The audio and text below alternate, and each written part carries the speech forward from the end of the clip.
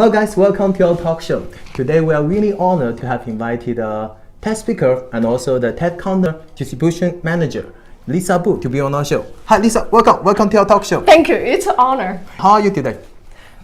I couldn't feel better. It's very exciting to see so many people from the English education industry, and their talks are really inspiring and also so informative. I left China 23 years ago, so I don't always have the latest information, especially in the education field. So this is really eye-opening for me in a way. And your talk is really inspiring and very successful. Congratulations. Thank you. And then, as a TED speaker, this is something you must be really proud of. And can you share your experience with us? How did you make it? Well, it's really a surprise that that talk happened because originally I gave that talk during a company internal meeting. So we have this retreat every year, usually in fall. What do you do during the retreat? During the retreat, we spent 2 or 3 days. The whole company will spend 2 or 3 days in a city outside New York. So we can really focus on what we have done this year, what we should focus on next year. And during those work presentations, we'll mix in some personal talks.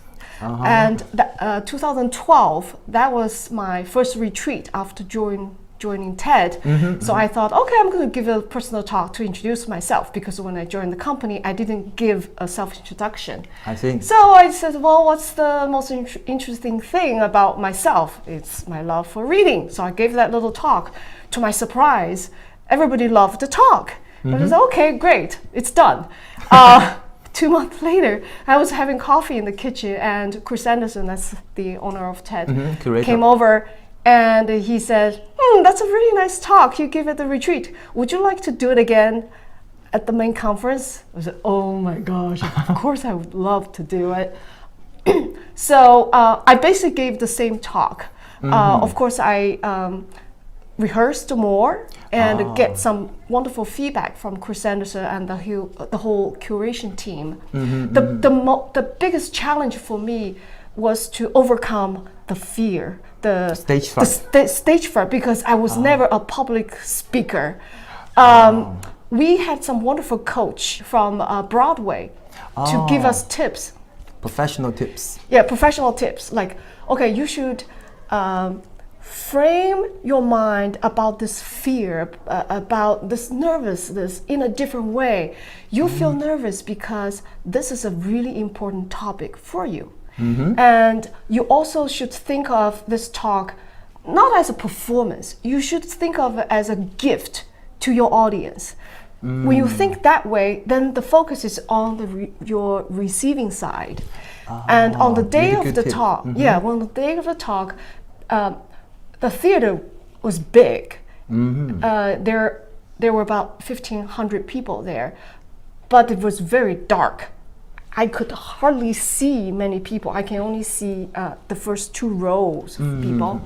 So before I went on stage, I was looking at that audience. I was thinking, I was telling myself, I bet every one of them, that person is either a book lover or a book writer. So I'm among friends. So you were imagining that, right? Yes, I'm imagining so that it's not threatening.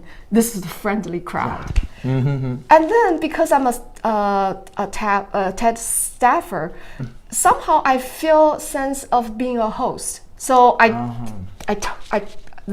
told myself, just treat this as a dinner table. You have some guests in your house, and I just want to entertain them with a good story. I want my guests to have a great time. That's what I told myself before I went on stage. Really good tips. So the focus was changed, right? From focusing on how you behave to how much you can give to share to the audience. Exactly. To your guests. Another good tip is, of course, practice. How many rehearsals have you done before? Did you done before the actual talk? I did 2 rounds of rehearsal. So the first round was several weeks before the conference. The rehearsal was in the office theater, and the whole curation team were there. They give you feedback, and then they also videotape the rehearsal. So afterwards, you can watch the video, and it's really hard to watch. But then you can have kind of, you have to force yourself to watch it. So you can have kind of self-criticism. you notice a lot of things that you do unconsciously. So like I really noticed that don't just walk around, just stand there and then have eye contact with the audience. Also, that practice gives you self-confidence. Once you practice enough times, you're so familiar with your talk. You don't recite the talk anymore. You tell the story in a more natural way. I don't need to worry about the time because they gave me 6 minutes. It's really strict. Once you practice enough time, I know I can hit that time stamp like that. I don't need to worry about time. So you don't get distracted. You can really focus on telling a good story to my guests. And believing in yourself, you can do it, right? You can do it within 6 minutes. Yeah. So those 2 things really helped. The rehearsal, the second round of rehearsal was the day before. So that was on the actual stage. We test our clicker. We test our slides, we test our microphones, so you feel comfortable with the technical aspects of the talk. Again, you don't get distracted when you are actually giving a talk. Yes. So it is kind of apply to all the TED speakers? Yes. Some TED speakers, because they're more experienced public speakers, or because they know their stuff so well, we often say, use a happy birthday test. If you know your talk content as familiar as you are with happy birthday song, you don't have to memorize script line by line. You can be more spontaneous. Off the cuff, right? But for me, because I need to have that insurance, I didn't have the same experience, so I really memorized my script, but memorized so well, I don't feel like I'm reciting. I feel like it's naturally coming out. We watched it, and it was really natural and beautifully done. And I checked the video views the other day. It has reached more than 3 million. I think so. On our platform alone, I'm not on other platforms. There will be much more video views there. So that shows how popular and how successful your TED Talk is. I think the thanks is going to the idea itself. I don't really see. I care less about if people remember my name or like if if I have a great public speaking skill. I think the star. This is throughout TED Talks. The star of a talk is always the idea, not the speaker, not the performer. We don't want you to see, we don't want speaker to treat that talk as a performance. We want every speaker to treat that talk as a gift to the audience, to the world. Because that idea, if it's fresh and if it's strong, it's going to travel far. It's going to reach a lot of people and make an impact on that person or on that person's community or nation. Wow, really inspiring. So those are kind of like the criteria, right? You choose whether that idea is worth spreading or not. Exactly. It has to be fresh and strong. Yes. Oftentimes you probably think, oh, I'm just nobody. I don't have a very impressive resume. I'm not a celebrity.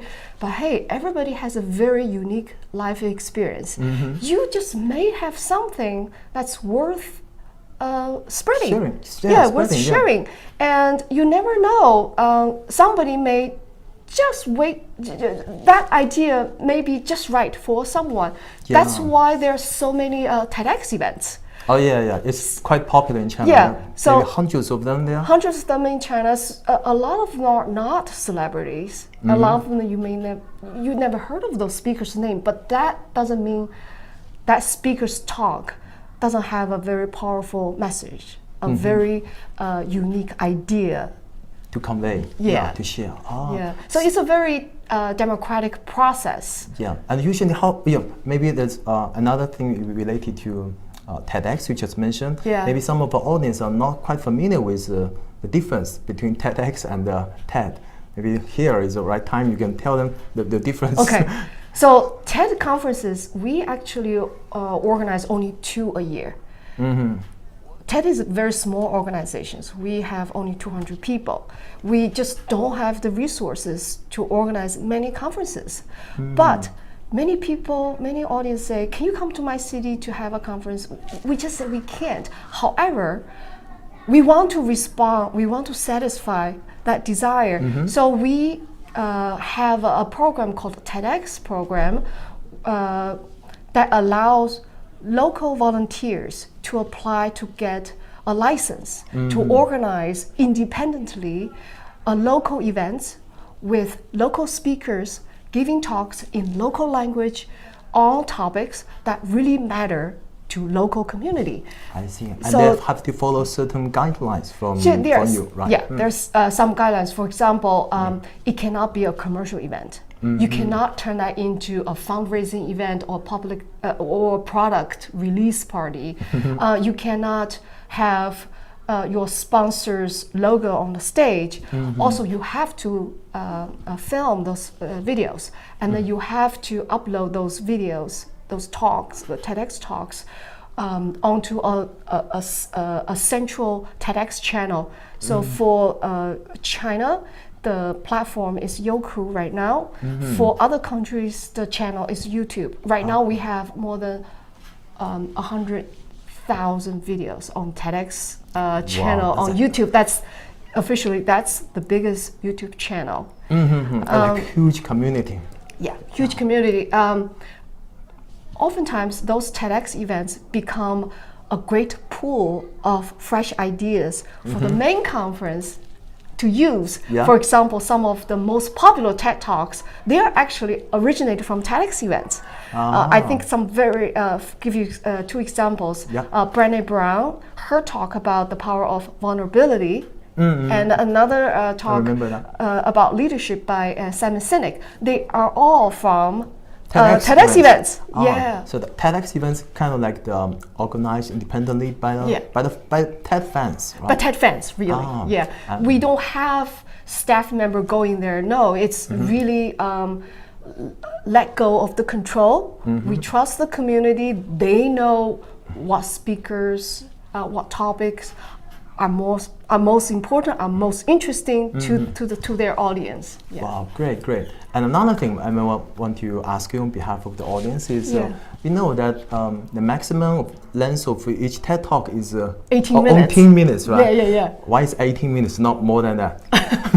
That's a change that Chris Anderson made after he purchased TED Conference from the previous owner. Originally, when TED was a commercial conference, many talks are 30 minutes or longer. After Chris Anderson changed the conference from commercial to a nonprofit, he changed the length to 18 minutes because he thinks 18 minutes is short enough to hold people's attention span, but long enough to explain a complicated idea in some details. One example he likes to use is Martin Luther King Jr.'s I Have a Dream talk is 17 and a half minutes. Oh, okay. I see. Well, that's really interesting to know that. Yeah. I know, and I'm sure there must be some, big data and analysis behind it, right? Yeah. So it's not a randomly selected minutes. There's a reason behind it. Yeah. Calculated. Wow. Good. And how do you select TED speakers usually? Like you mentioned, you don't just choose celebrities or people who want to promote the product. You choose the people who have the idea that are fresh and strong. Yeah. Right? How can you identify them? There are so many people out there. Without certain criteria, certain way, you pick those people. Yeah. There are many sources. TEDx events are a great source. So if we discover some great speakers at the local events, we may invite them back to the main stage to give the talk. that happened to Simon Sinek and Brené Brown. We also have speaker nomination form on TED.com. Anybody can nominate others or themselves to be a TED speaker. So that's source number 2. Source number 3, we get a lot of recommendations from TED conference attendees, from existing speakers, from staff members. So it's a great source. Another source is the whole organization. We read like crazy. So you read news articles or you hear radio stories. You say, oh, that's an interesting story. Maybe I can try that person to see if he has idea for TED conference. So that's another source. So there are all kinds of ways to get nominations. Usually we receive tens of thousands of nominations each year, but we can only choose about 100 for each conference. Wow. Yeah. So it's a very competitive process. Yes. But that, because it's competitive, so the speakers we find are usually top-notch speakers. There's another interesting way we don't call it talent search because we're not looking for people with great public speaking skills. We call it idea search. So last year we did a global idea search online. So anybody can just use your cell phone, record like a 1-minute pitch, and then submit to TED.com. There's a website you can submit, and then we'll review, then we'll vote, and then we'll invite a small group of candidates to the New York office to give a 5-minute pitch. So then from there we pick. So the final list of 100 or so speakers is a combination of idea speakers we found from different sources. And from around the world. From around the world. Yeah. As for Chinese TED fans and TED the followers, most of them they speak Chinese. Yeah. If they, is English, this language is necessary Not necessarily. to use on the TED conference? Not necessary. For example, we have a Chinese artist. He gave the talk in Chinese with a translator there doing a simultaneous translation. We also have some speakers give the talk in Korean, French, and Spanish. So hopefully, when we have more resources to hire language-specific curator, we can put more people on the stage giving talks in their local language. It's not a requirement, especially for TEDx events. All those speakers usually give the talk in their local language. Yeah, and I realized that the TEDx events in China, most of the speakers give talks in Chinese. Well, last year the Pope gave the talk in Italian. I remember that one. Yes. And also there must be a big group of translators who help with the translation, right? Yes. To help spread the idea into different countries where different languages are used. Yes. So we have only 200 people on staff. However, the secret sauce to the success is this army of volunteers. So we have volunteer TEDx organizers. We also have an even bigger volunteer community of TED translators. Wow, how big is the army? More than 30,000. Wow. More than 30,000. More than 30,000. And I believe there are several hundred in China translating TED Talks to Chinese. I always encourage people who are learning English to participate. Why? First of all, you can use and practice English. And second, you get to work with a veteran translator because our translation process, to make sure the quality is up to our standard, the translator, once you're done with translation, then a reviewer, a veteran translator, will come in to review your translation and give feedback or give you correction. You can learn a lot from that that's really correction. Good way to improve. Not only that, you can also learn an open source subtitling tool. Right now we use Amara. I think that tool is maybe useful down the road for your career, down the road for your other projects. So that's another benefit. So all these kind of skills can also look really good on your resume. Exactly. And a third benefit is once your translation is published, your name will appear as translator credits on TED.com. Ah. You can really show it off to your parents, to your friends. Yeah, indeed. Yeah. Wow. So we're Yeah. encouraging you guys here, if you are really interested and also want to really improve along with TED, Yeah. right? Join the big army. Yeah, and you get a whole community of Wonderful passionate people who share your interests, but they come from all kind of backgrounds and the cultures. So you suddenly you are in a bigger community.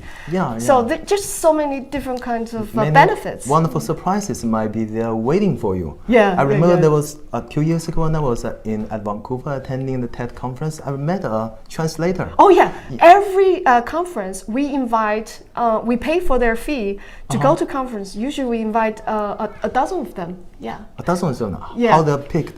It's like winning a lottery, or you have to finish certain tasks to be able to be invited? Usually they are star volunteers. They have translated a lot. They are very active in their community. They help out in the community. Wow. Yeah, I remember one guy he's an Arabic translator. He personally translated more than 500 talks into Arabic. Wow. Yeah, it's a big star, and we invited them. And every time personally, I met many of them. Every time I met them, I just feel so humbled, so honored, because all of them have full-time jobs. They have family, they have kids. They still take out their precious personal time to translate. And translation, I've done it myself. It's a very time-consuming job. And so that's why I just feel so humbled, so honored to have that community of translators being with us. Yeah. I can also, since that, that's also related to some of my experience, because I did some translation before. Yeah. But if the translation, the work, Yeah. is really meaningful, worth doing. Yeah, I enjoy doing that. Yeah, Yeah, and that then was because like- you're translating, maybe your parents can watch the talk, and then your Exactly. friends can watch My the name talk. will appear there, and Yeah, also yeah. really, I grow up along with other veteran translators with a big community. That's an honor. Yeah. To be able to Yeah. do so. And time well spent. Yeah, and also I really think, from my experience, the way to improve your English, one of the most effective ways is by using it, by learning from corrections. Exactly. Yeah. So that's something you can do, right? Yeah. You can gain from translating TED Talks. Yes, Yeah. exactly. Please. Thank you so much. Well, Lisa, thanks so much for giving so many useful experience and It's a tips pleasure. to us. Yeah. It's a pleasure, and thanks for being so supportive of TED's mission. And It's our real pleasure. Yeah. And before we finish up here, any other words you may want to share with our audience? Yes, I really want to encourage you to go to TED.com, the TEDx page, to find out what TEDx events are happening and will happen in your neighborhood, so you can attend. And also, please think about being a TEDx speaker as well. You never know, because as I said, everybody must have some good ideas that worth sharing. So don't think your idea may be too small. No, you never know. I think we are so connected nowadays, and everybody can play a role in making our community, this world, a better place. Yeah. Believe in yourself. You can be a TED speaker as well. Yeah, you may end up on that stage one day, who knows? Yes. Okay. See you guys next time. Bye.